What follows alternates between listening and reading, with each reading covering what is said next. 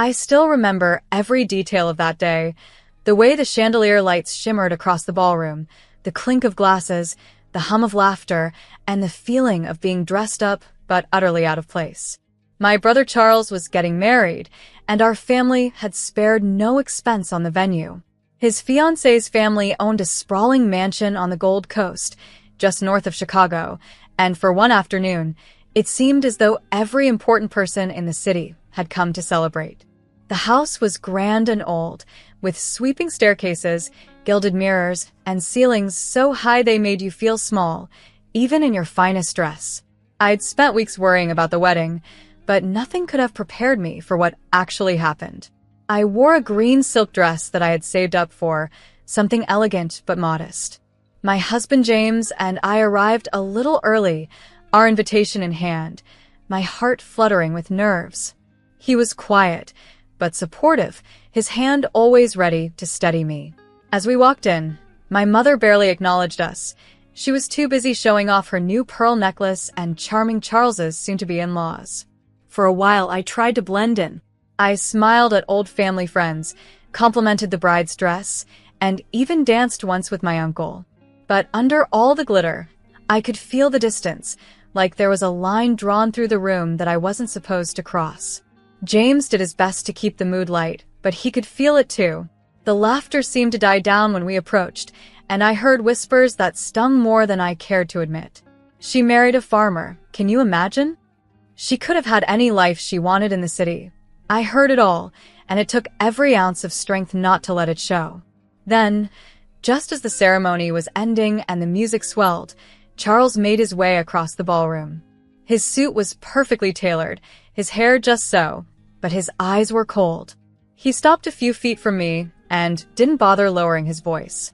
"Charlotte," he said, with a hardness I'd never heard before, "I don't want you here. You married a poor farmer, and now we have no relationship." The words landed like a slap. For a moment, I thought he must be joking. Charles, my brother who once taught me how to ride a bike, who had defended me in schoolyard fights, was now looking at me as if I were a stranger. James squeezed my hand, trying to calm me, but my mind was spinning. I looked around for help. Surely someone would step in, call out Charles for being cruel. But instead, my mother stepped forward. "Now stay alone, poor lady," she snickered, her voice loud enough for everyone to hear. There was no kindness in her eyes, only something sharp and mean. My father stood next to her, silent, but the way he shook his head said enough. In that instant, I felt the world tilt beneath my feet. How quickly a family can become a room full of strangers. The humiliation washed over me in waves. I wanted to defend James, to shout that our life was good, even if it wasn't rich in the way they measured wealth. But the words caught in my throat. I felt utterly exposed. My dreams, my marriage, my very worth, reduced to a punchline at a party. The room suddenly felt twice as loud, the music too bright, the faces around me blurred with judgment. I gathered what little dignity I had left. James slipped his arm around my shoulders and led me quietly toward the door. My father looked away, as if embarrassed to witness my walk of shame. No one followed us. No one even tried to stop us. As we stepped out onto the marble steps, I turned back one last time. The house glowed with laughter and music, and I realized with a strange sense of relief that I no longer belonged there. The drive back to Kentucky felt endless. The city lights of Chicago faded in the rearview mirror, giving way to the dark stretch of highway, then the rolling fields I had come to love. James reached for my hand, not saying a word, just letting me cry. I stared out the window, letting the tears come, letting them wash away the ache of being abandoned by people I thought would always stand by me. I thought of every birthday, every Christmas, every family dinner, where I'd felt a little less seen, a little less important since marrying James. Tonight was just the final act in a play that had started long ago. We reached our home outside Louisville long after midnight. The house wasn't grand, but it was ours. White clapboard siding, a wide porch, a swing that creaked in the summer wind. As James parked the truck, I looked at him, his face tired but gentle, and knew that whatever the world thought, I'd chosen right. He wrapped his arms around me, and for the first time all night, I felt safe. Inside, I made tea while James tended to the horses. The farm was silent except for the soft nickering in the barn. I stood at the window, watching him work, remembering how everyone had underestimated him, how they never saw his strength, his kindness, or the clever way he ran our business. They called him just a farmer, but they didn't know the truth about what we were building together. As I sat at the kitchen table, the shame from earlier began to fade. My family had closed their door, but our life was open, wide, and waiting. They thought I had nothing. They were wrong. The city had turned its back on me. But here, in this quiet Kentucky night, I could see our future stretching out before us, full of hope, hard work, and the kind of wealth that couldn't be measured in dollars alone. That night, as I finally drifted off to sleep beside James, I realized that sometimes being thrown out is just the beginning of something bigger. My family had no idea what we were building, but one day, the world would. If anyone had seen our house from the road, they would have called it a farmhouse and nothing more.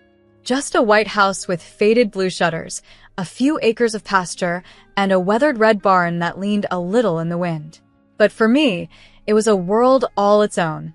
A place where laughter echoed across the fields, and every morning felt like the start of something big.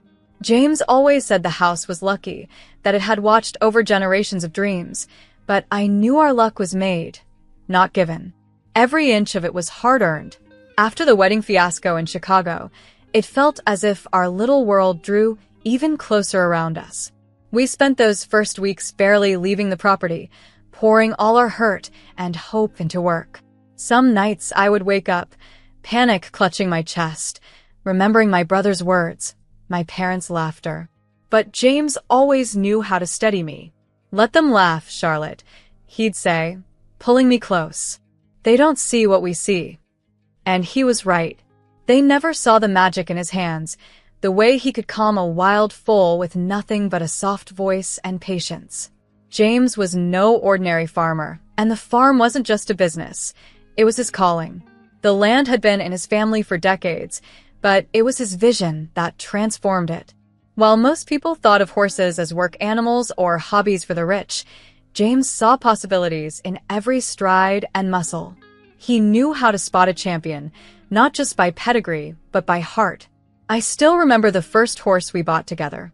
She was nothing much to look at, skinny, nervous, with a coat dulled by neglect. But James saw something in her, and after a year of gentle training, she sold at auction for more than we'd paid for a house. That was the beginning of Riverbend Stables. The name was James's idea, inspired by the gentle curve of the river that marked our property's edge. It started small, a couple of stalls, a rundown trailer, just the two of us doing everything. But we worked as a team, side by side before the sun came up, mucking stalls and feeding horses, learning how to talk to buyers and read the market. My hands grew calloused, my back ached, and there were days I thought I'd never get the mud out from under my nails. But I found a strange pride in it. For the first time in my life, every hour of work built something real, something ours. Our clients started as local, small-time trainers, families looking for a gentle gelding, and the occasional show rider from Lexington. But word spread fast. People liked how James treated the horses, never rushing them or pushing too hard. Buyers started calling from further away, drawn by stories of the farm where horses go to become legends. We made sure every deal was honest, every promise kept.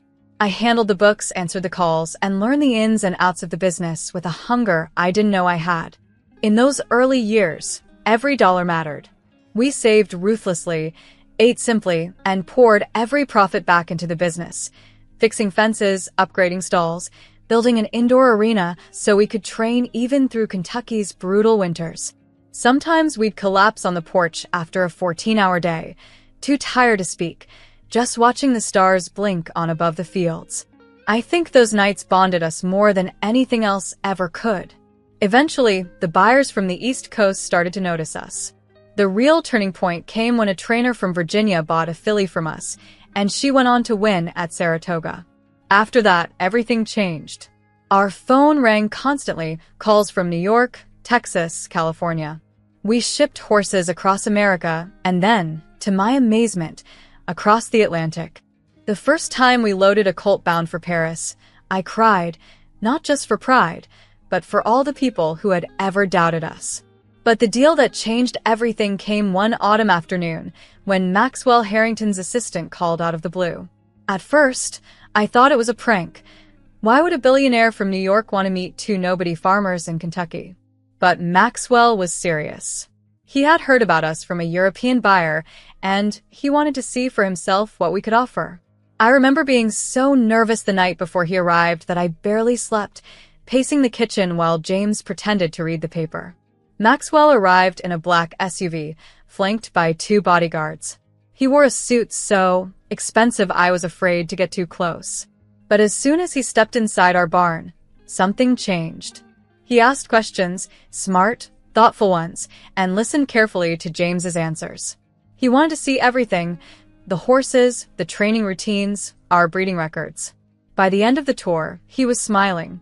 "You two are the real deal," he said, shaking James's hand in a gesture that felt more genuine than any I'd ever seen at my family's parties. We sat down in our kitchen with coffee and homemade pie and talked numbers. I still remember the way my hands trembled as Maxwell offered us a deal worth more money than I'd ever imagined. He wanted exclusive rights to our top horses for racing and resale in both America and Europe. The figures he mentioned made my head spin: hundreds of thousands of dollars per horse, and a partnership that could take Riverbend stables to heights we'd never dreamed of. When he left, James and I just stood there in stunned silence. The deal was finalized with a single handshake in the barn, the smell of hay and horses filling the air. "Charlotte," Maxwell said, looking me in the eye, "you and James are the best in the business. I'm buying every horse you can sell me." As the sun set over the fields, painting the sky gold and lavender, I realized just how far we'd come. We weren't the outcasts anymore. Our farm wasn't just a refuge. It was a powerhouse, built from scratch by two people who refused to give up on each other. I thought of my family in Chicago, still measuring success by what kind of car you drove or how many zeros were in your bank account. I wondered what they would say if they could see us now. The truth was, they never saw the magic. But I did, and I always would. It's strange how quickly a quiet life can become unrecognizable. For years, James and I had lived by our rhythms. Early mornings, late nights, our conversations punctuated by the sound of horses nickering and the gentle hush of the Kentucky wind. But all it took was one story on the local news to turn our world upside down. It happened on a rainy Wednesday afternoon. I'd just come in from the barn, my boots caked with mud, when I noticed my phone flashing with missed calls and messages. I frowned, thinking maybe something had happened with one of the horses, but as I scrolled, I realized something was different. There were messages from numbers I didn't recognize, emails from reporters, and even a few voicemails from local banks. I was confused, almost alarmed, until James called me over to the living room. "Turn on Channel 4, he said, his voice tight with excitement. I did as he asked, barely able to catch my breath as our faces filled the television screen. There we were, James and I, standing in front of the barn, shaking hands with Maxwell Harrington. The headline at the bottom read, "Small-town couple closes multi-million-dollar horse deal with New York billionaire." I could hardly believe it. I sat down, clutching the remote in disbelief as the news anchor described us as one of America's most successful horse trading families, a story of hard work, vision, and a little bit of Kentucky luck. They showed footage of our horses running free across the pasture, of James working with a colt, of me leading a mare by her halter, smiling at the camera. It was surreal. Our everyday life, beamed out for the world to see. Almost instantly, the calls began to pour in. First, it was the local paper, then a business magazine out of New York. By that evening, I'd heard from buyers in Dallas, trainers in Los Angeles, even a prestigious equestrian group in London. One woman, an agent with a clipped British accent, invited me to come to London for a conference on women in business. "You're an inspiration, Charlotte," she told me. "We'd love to have you speak." I felt dizzy, as if I'd been swept into a different world, one where my story actually mattered. The news spread fast in Louisville. At the feed store, people whispered my name, sometimes even coming up to congratulate me, their eyes shining with a mix of pride and awe. The woman at the bakery slipped an extra muffin into my bag, smiling as if she were in on some wonderful secret. Even the bank manager, who once looked at me with skepticism when I'd asked for a small business loan, now greeted me with a handshake and a business card. "If you ever need anything, just call me," he said, suddenly eager to be helpful. But nothing compared to the moment my phone rang and I saw my mother's name flash on the screen. For a long time, I just stared at it, my heart pounding. I hadn't heard from her in years. Not since the wedding, when her laughter had stung more than any insult. I hesitated, almost not answering, but finally, curiosity won out. I pressed accept, bracing myself. "Charlotte, darling." Her voice was syrupy sweet, as if we'd spoken yesterday. "We just saw you on the news. We're so proud of you." She went on, her words tumbling out. How she always knew I'd do something special, how everyone in Chicago was talking about us. It was almost comical, the way she pretended our past didn't exist, that her cruel words at the wedding were just some forgotten moment. I listened, biting back the urge to remind her of everything, to make her feel what I'd felt. But I didn't. I just let her talk, feeling strangely detached. A few hours later, Charles messaged me. His words were short and to the point. "Sis, maybe you can help me with some investments?" No apology, no mention of what he'd said or done. Just a simple request, as if asking me for a cup of sugar. I laughed out loud, shaking my head at the absurdity. The brother, who'd once told me we had no relationship, was now hoping for my advice, my expertise. I thought about responding with a witty remark, but instead, I put down the phone and went outside. The farm was quiet, a soft mist settling over the fields. I stood by the fence, watching our horses graze, their coats shining even in the dim light. James joined me, his arms slipping easily around my shoulders. "Busy day?" he asked, the corners of his mouth twitching with a smile. "You could say that," I replied, resting my head against him. I told him about the calls, the interviews, and the invitation to London. He listened, nodding, his pride in me unmistakable. "Who would have thought?" I whispered. "The girl nobody believed in, the poor lady, now getting calls from billionaires and invitations to speak in Europe." James squeezed my hand. "I always believed in you, Charlotte. And that's all that ever mattered." His words settled deep inside me, grounding me as the world spun faster around us. It would have been easy to let it all go to my head, to believe that the money, the recognition, the sudden respect from people who once dismissed me were proof of my worth. But I knew better. I remembered the nights of hard work, the tears I shed after the wedding, the way we'd built everything with nothing but grit and faith. As the days passed, our business soared. Deals came in from across America, buyers from Texas, California, and Florida, all eager to work with us. Our horses were winning races, our names spreading far beyond Kentucky. I traveled to conferences, spoke to groups of women who wanted to start their businesses, and every time I told my story, I felt a little stronger. But what mattered most was what happened at home. Our life, our love, the way we faced the world together. I realized something important. Sometimes, the world writes you off, but it doesn't know your story. Only you can decide what's possible, and only you get to write your ending.